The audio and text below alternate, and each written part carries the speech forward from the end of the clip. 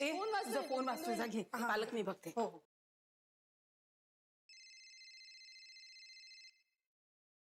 Phone phone phone आला phone phone. अगं मग घे आणि बोल ना. कोणाचा आहे? जान्हवीचा फोन आहे.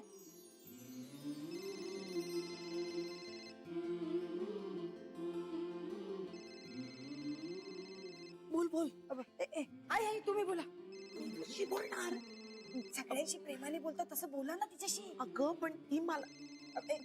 श्री तू बोल तू बोल. अगं तुला फोन आलाय, तू बोल. नाही नाही मला भीती वाटते रे. कसली भीती वाटतेय? भाऊजी तुम्ही बोलता इंग्रजी मध्ये बोला. जान्हवीला इंग्रजी खूप छान येतं. बोला ना. बोला.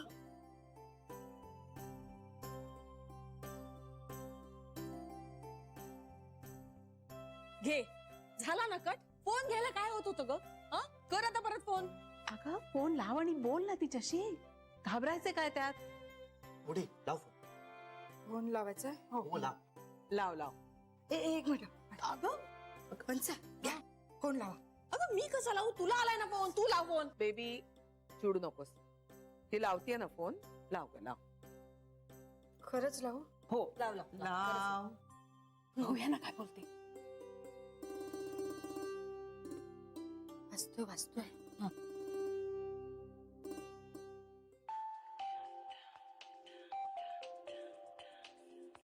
Hello.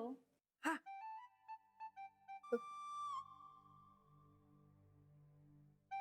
Hello.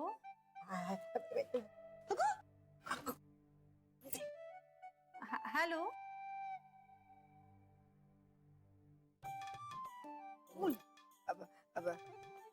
Yes mister Janhavi speak मी.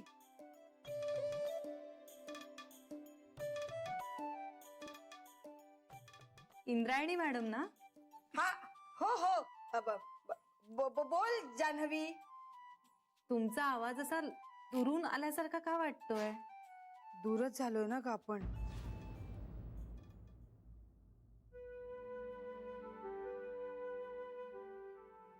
सॉरी.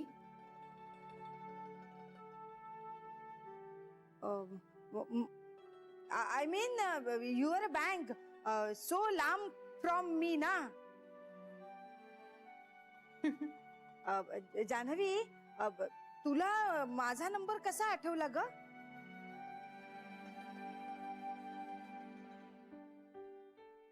आठवला म्हणजे कसा मिळाला?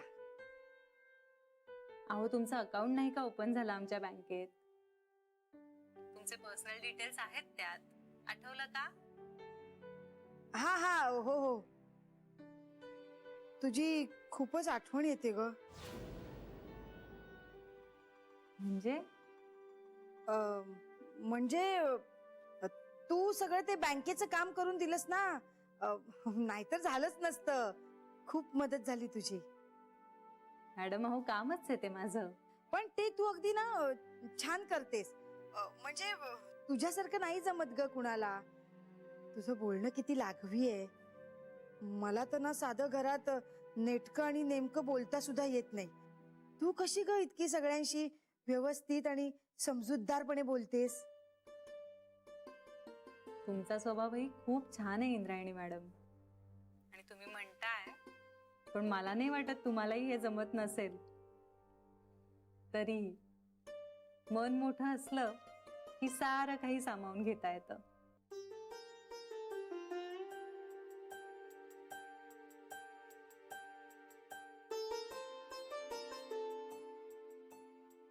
थँक्यू. तुला कशी काय आज आठवण झाली ग माझी? मग मी तुम्हाला प्रॉमिस केलं होतं की नाही?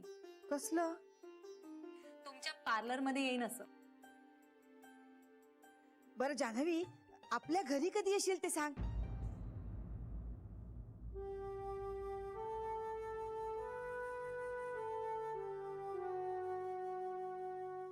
घरी?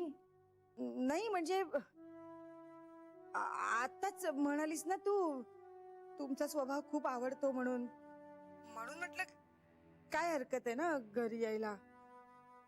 आम्ही सगळे खूप वाट बघतोय ग तुझी. सगळे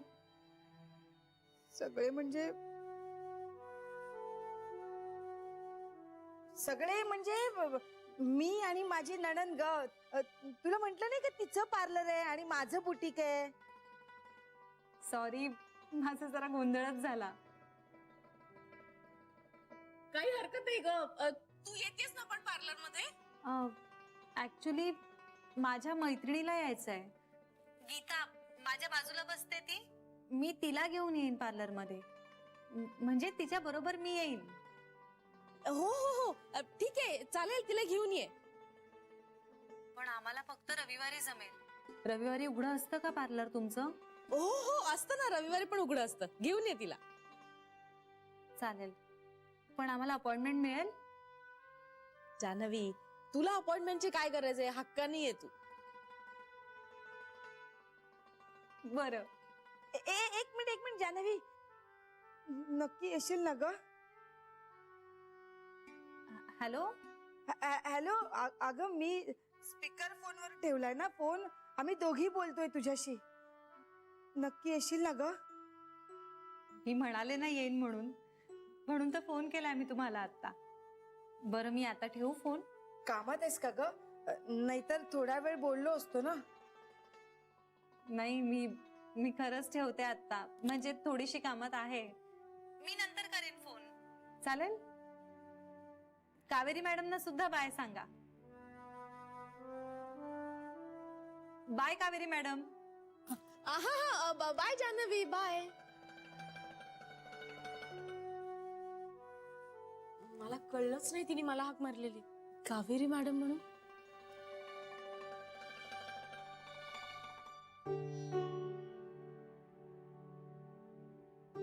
आवाज अजूनही अगदी तसाच आहे नाही ग? हसरा, खोड. ती प्रत्यक्ष समोर बसून आपल्याशी बोलते असं वाटत होतं मला. श्री अरे आता फोनवर बोलताना जान्हवी अगदी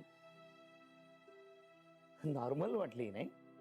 नाही म्हणजे अशा वेळी जर जान्हवी इथे आली, आपल्या घरी राहायला आली, तर तिला आठवायला मदतच होईल नाही का? मला डॉक्टर म्हणालेत की आता पुढे काय करायचं ते सांगतील. मग ते जसं सांगतील ना तसं वागू ना आपण. नर्मदा, प्लीज रडू नकोस. अगं रडायचं कशाला? अगं जान्हवी जरी प्रत्यक्ष आपल्या घरी आली नसली तरी तिचा फोन आला होता, ही आनंदाची गोष्ट नाही का? चला साजरी करूया. करेक्ट, बरोबर आहे दादा तुझं. सगळ्या हसा बघू, सगळ्या हसा. काही गोडधोड आहे का घरात? आपण तोंड गोड केलं पाहिजे ना. जान्हवीचा फोन आला आपल्याला म्हणून. बघते.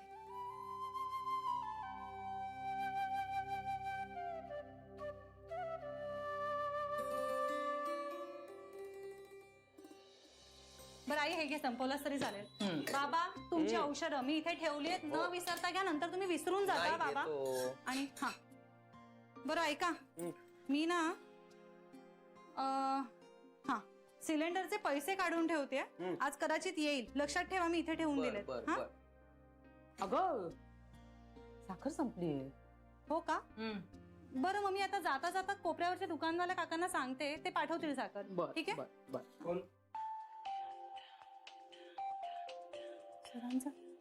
हॅलो. हा सर, बोला. तुम्ही पोचलायत बँकेत? बरं, हा मी निघतेच आहे. मी लगेच निघतेय. Okay okay. बरं, मग माझ्या डेस्कटॉपवर ना एक विजन 2013 नावाचा फोल्डर आहे. तो ओपन करा ना. पासवर्ड सांगू तुम्हाला? लिहून घ्या. JANV 123. हा, JANV 123. हो, त्या फोल्डर मध्ये सगळी इन्फॉर्मेशन आहे. चालेल. आणि पुढच्या पाऊण तासात मी पोहोचते सर. हो, मी लगेच येते. या, ओके, बाय. बापरे, आज सर लवकर पोहोचलेत. मला जर उशीर झाला ना आता. जानू, जरा चहा टाकतेस का ग? मला अगं तिला जायला आधीच उशीर होतोय. तू कशाला? आई मी कोरा चहा करून ठेवलाय आणि ऐक, फक्त वरतून दूध घालून घ्यायचंय, तेवढं घे. पोळी भाजी झालेली आहे. डाळ तांदळाचा कुकर सुद्धा मी गॅसवर ठेवलाय, आई त्यावेळी लावून घेशील. अगं पण तांदूळ पण संपलेत. आई अगं मी येताना आणले होते. बरं चला संध्याकाळी भेटू. Bye bye. सावकाश जा. बाबा, ताई आज जरा जास्तच फ्रेश वाटली ना? हो रे, मला सुद्धा तसंच वाटलं. आणि मुख्य म्हणजे तिचं पूर्वीचं उरक परत आल्यासारखं वाटलं. बघ ना कशी पटापटा पटापटा कामं करत होती. आणि बाबा डॉक्टर पण म्हणालेच ना आपल्याला, काय ते आठवत नाहीये, पण असं काहीतरी होतं की म्हणजे ताईची तब्येत सुधारताना असे अनेक टप्पे येतील ज्यात तिची तब्येत अचानक जास्त सुधारल्यासारखी वाटेल. आज मला अगदी तसंच वाटतंय. खरं आहे बाबा. मला नाही वाटली बाई सुधारणा वगैरे. उलट आज जरा जास्त नरमच वाटली ती.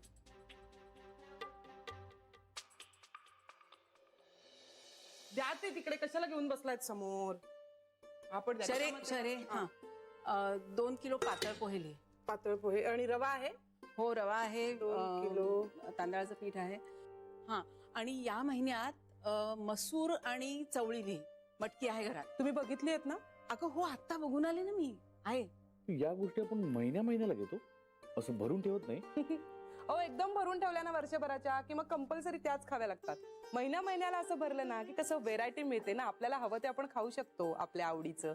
आणि भाऊजी, अहो इतकी महागाई आहे आता. आपण कडधान्य भरून ठेवली आणि नाही वापरली गेली आणि खराब झाली तर जीव जळतो हो. म्हणजे कशाला ना, लागेल तसं मागवायचं, निदान या गोष्टी तरी. वहिनी काय काय म्हणाला तुम्ही? चवळी आणि अगं मसूर आणि चवळी. चवळी 7 किलो, मसूर 7 किलो. अगं 7 किलो कशाला? हा 7 किलो काय शरू? बरी आहेस ना तू? आपण घरात सामान भरतोय, कॅन्टीन मध्ये नाही. Canteen supervisor. सॉरी माझ्या लक्षात नाही आलं. चला उशीर झाला. श्री, अरे जा ऑफिसला, पण जरा खाऊन जा ना. तसंच जायचं नाही. हा अगं सकाळीच तर खाल्लं की. अगो बाई, शरे तुझा गुण लागला बघ मला सुद्धा विसरायचा. बरं, पण आता खाऊन पुष्कळ वेळ झाला, थोडे आणखी पोहे खा. देते काम खातोस? इथं बसायचं कुठे? एवढा पसारा घालून ठेवलाय. अरे पसरत डबा आणि आहे. ठेव तिथे. सावकाश. रिकामा आहे डबा. ठेव रे. थांब जरा. अरे ते कुठे ठेवशील? पसार आहे ना. हो वहिनी आहे तिकडे ठेव. हो चाललंय ना तुमचं. भाऊजी तुम्हालाही देते, थांबा जरा. बरं छोटे काका, आपल्याला निघायचं लवकर. ठीक आहे, हा, खाऊनच 1-2 जायचंय. मिनिटं. मला फक्त आता ही यादी संपवायची आणि वरती पण एक छोटस काम आहे रे. नाही कर, तू काय करतेस ते, पण जरा घड्याळाकडे लक्ष दे. शरा, ते मान दे, तू आवर. हा बरं हे घ्या, तुम्ही जरा ही यादी लिहा.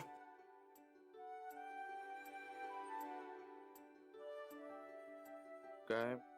मसूर झाले, चवळी झाली. हा पुढे. बरं, आणि मला खरंच कळेल का हे काय करताय तुम्ही? अरे काय म्हणजे काय, नेहमीसारखी दर महिन्याची वाण सामानाची यादी. इतकी वर्ष आता बेबी करत होती ना, आता बेबीला वेळ कुठे असतो, कामात बिझी ती. म्हणून मी करते, शरयू मदत करते मला. आणि भाऊजी, तुम्हालाही गडबड असेल ना तर राहू दे, मी करेन नंतर सावकाश. तुम्ही खाऊन घ्या आणि जा.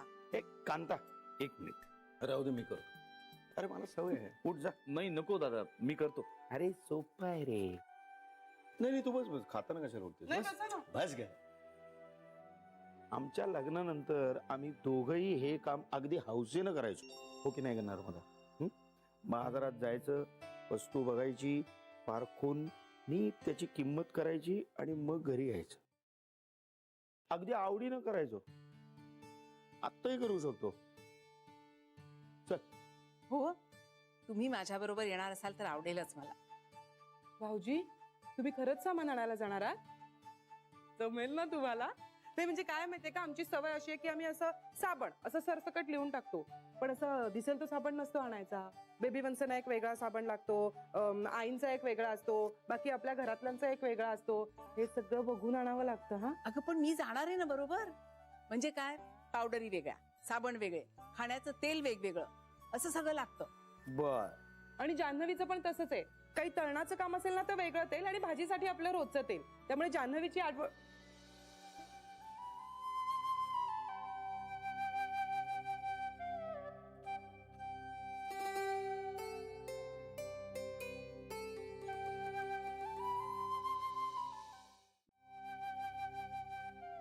थोडक्यात काय, आपण कितीही यादी केली ना तरी जाऊन सामान बघून निरखून पारखूनच घेऊन यायला लागतं.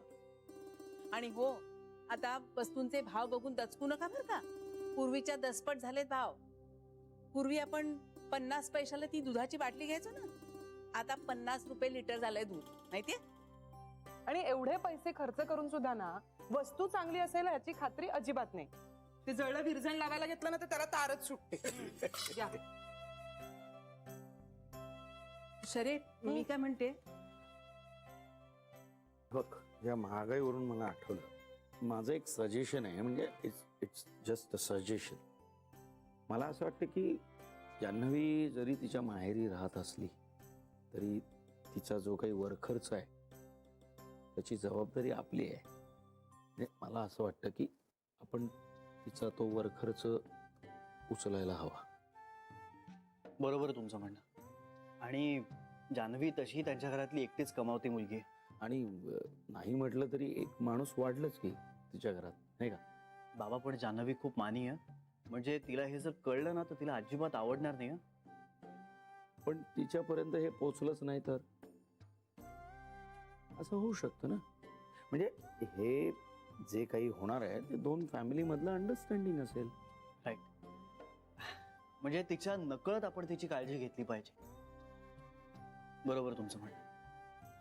मी असं करतो, मी तिच्या आईबाबांशी बोलतो आणि त्यांना समजावून सांग, म्हणावं हा काही ऑफेन्स नाही आहे, जस्ट आवर विश. अँड मला असं वाटतं की ते समजतील. पण तू फोनवर बोलू नकोस, प्रत्यक्ष भेटून बोल त्यांच्याशी. ओके.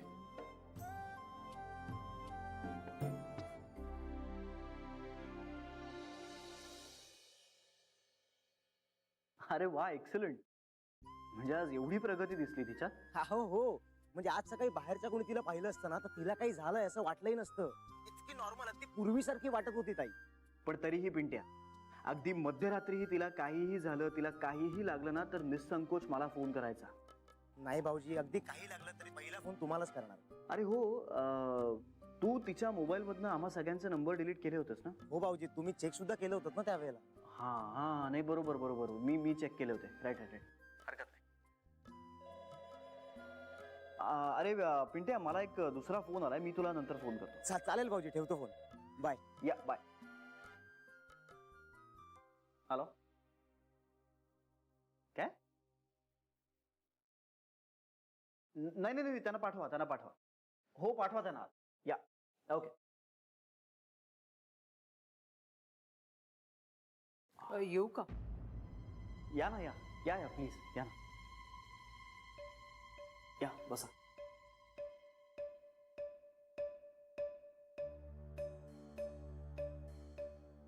बसा.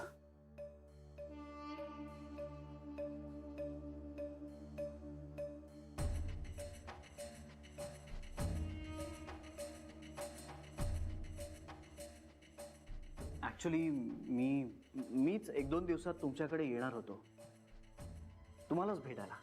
काही बोलणं झालं का?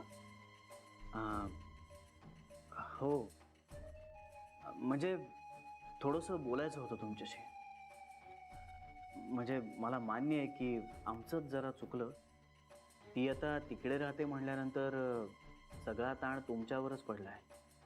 पण त्यामुळेच मी अहो, ते माझं काय झालं म्हणजे त्यामुळेच मी जरा बोलून गेले. माझं चुकलंच. जानूच्या आजारपणामुळे ना खरोखर कधी कधी ताबाच राहत नाही हो आमच्यावर. मी समजू शकतो. समजू शकता? हो, अर्थात. बरं, तुम्हाला काय मागवू? चहा सांगू की कोल्ड्रिंक मागवू? नको, काही नको. अहो आई, अहो रडताय कशाला? काय झालं? काय झालं होय आमच्या जानूचं? अहो, पण आता जान्हवीची तब्येत सुधारतीये. जानूची सहनशक्ती खूप आहे. काही होत असलं ना तिला तरी सांगायची नाही ती. आणि नुसतं शरीर बरं असून काय उपयोग? मेंदूत बिघाड म्हणजे माणूस आजारीच ना. मला राहून जावई बापू तुमचंच खूप वाईट वाटतं बाई. आई, अहो माझी काळजी करू नका तुम्ही, मी सावरलोय आता. अहो तेच म्हणते मी. खरं तर तुम्ही आता यातनं बाहेरच पडायला पाहिजे. अहो पुरुषासारखे पुरुष तुम्ही, बायकोशिवाय आयुष्य काढणं काही सोपी गोष्ट आहे का? एका आईला हे बोलताना किती त्रास होत असेल ह्याची कल्पना येणार नाही तुम्हाला. पण आमच्या मुलीच्या स्वार्थासाठी तुमच्या आयुष्याची नासाडी करू द्यायची?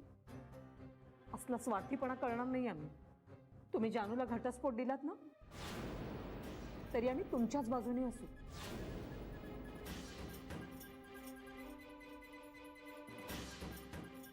काय?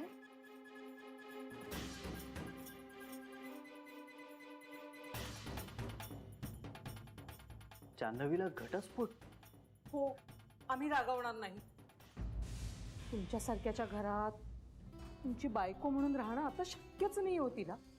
ती खूप अशक्त झालेली आहे. आणि काय सांगू तुम्हाला, एवढी काळजी वाटते ना, कधी कधी काय वागेल, कधी काय करेल. 1 मिनिट आहे. नाही, मला कळतंय तुम्ही माझ्या भल्याचंच बोलताय, पण माझं भविष्य, माझं आयुष्य किंवा माझं जे काही भलं बुरं व्हायचंय ना, ते आता जान्हवी सोबतच होईल. मी जान्हवीपासून वेगळा होण्याचा विचारही करू शकत नाही. हे बघा जावई बापू, भावनेच्या भरात म्हणून तुम्ही. नाही नाही नाही, भावनेच्या भरात नाही. फक्त भावनेच्या भरात नाही म्हणते मी. बुद्धीच्याही आधारे मी तुम्हाला तेच सांगेन आहे. जान्हवी शिवाय माझ्या आयुष्याची मी कल्पनाही करू शकत नाही. मी थांबेन. जान्हवी बरी होण्याची वाट बघेन मी.